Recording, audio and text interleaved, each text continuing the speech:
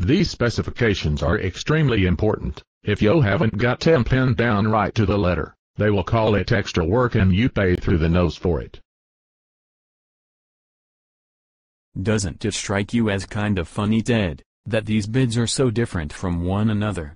I mean, look, here's one for 75,000, and then here's another for 1,500,000. You get the idea that these people are really shooting from the hip on these bids, that they really haven't got any idea what this job will cost? No, you're wrong there, Stanley. These people have precise methods of estimation. When I was an officer in the Corps of Engineers, we did estimates all the time. We had precise methods of estimating cost and time factors for all elements of the work. No, I'm afraid you're wrong, Stanley. You should see the records these contractors keep, what every job costs, broken down by manpower, machine time, you name it. No, I think you'll find the variation comes from two sources, efficiency and motivation. Some, naturally, are better business people than others. Their costs are lower. But mainly, some want the job more than others do. Your high bidder, the one with double the costs, he just doesn't want the job, so he makes sure that he doesn't get it with that high bid. They always bid, of course, because they want the next job. Okay, maybe that does make some sense, and it does look like that's what some of them have done. But look at this. Even among low bidders, different contractors were obviously in wild disagreement with one another. How do you account for that? Oh, those differences, they must just reflect different accounting procedures. Listen, I've got to get down to see Ben. I'll give the full rundown when there's time. Sure you will. Hey, Woody, can I see today's timesheets? Checking up on us again, are you? Oh, you know I'm not, Woody. I wouldn't know what to check if I was. Let's see, the way I figure it, 6 workers times 18 hours. Then multiply by 2 and, hey, wait a minute, this isn't right. You've got 3 guys over by Bay 12 all day, and you know nothing's started over there. I mean, don't get me wrong.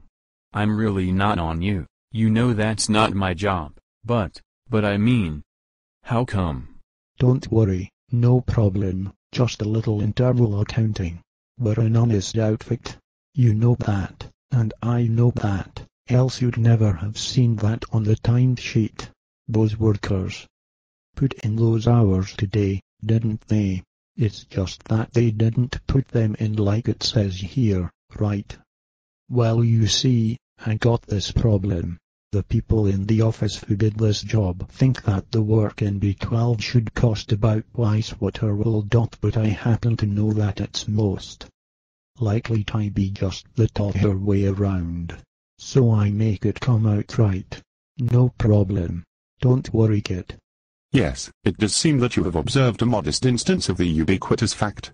Let's suppose that you, Stanley, were the one commissioned to work up a bid price. How do you go about it?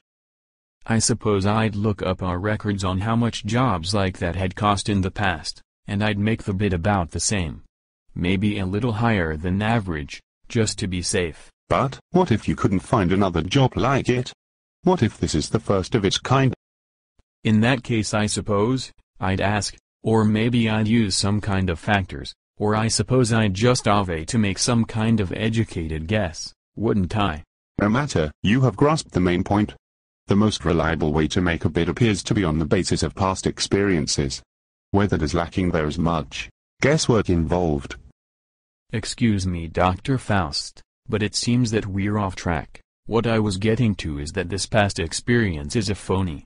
And you're trying to tell me that it's the best way? You must learn to listen. I did not say best, nor did I say is, I did say most reliable and appears to be.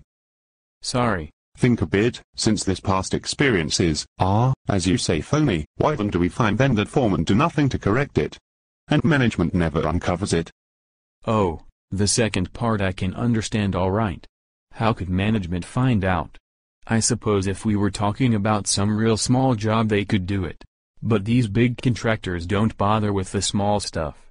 And out here, where workers are moving from job to job all day, why, who can tell? Precisely, then you can understand management's problem, but you cannot fathom why that foreman act this way. Yes, I suppose it is difficult to comprehend. We shall need several principles. The first is our old friend, min-max, and the second is what I shall call coincidence versus accuracy. Now, you do understand that each contractor has a historical record of estimated and actual costs for the type of job, that is, their bids are not actual costs. As the job progresses, the foreman sees that bids and costs do not agree. So he has a choice. He can opt for accuracy, or for coincidence. If he chooses the former, he's got some explaining to do, no matter what. But if he goes for coincidence, for agreement with the estimates right down the line, well, he's a good manager. Sure, I can see that, but that's no big deal. And where does your minimax come in? Yes, indeed, where?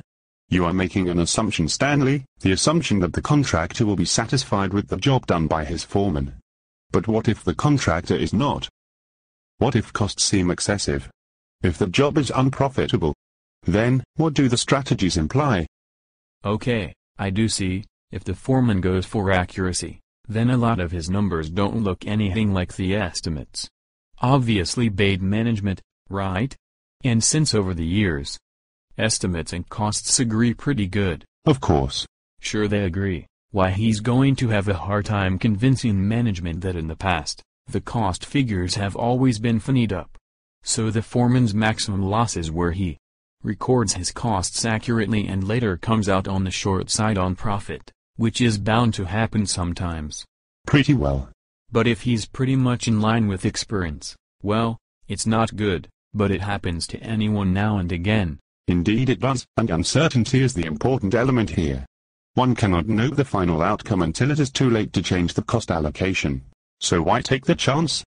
Perhaps it would be possible to convince management, but perhaps not. Again, why take the chance? It is simply a question of good career management. One last question. Don't any of the guys who are doing these things get into management?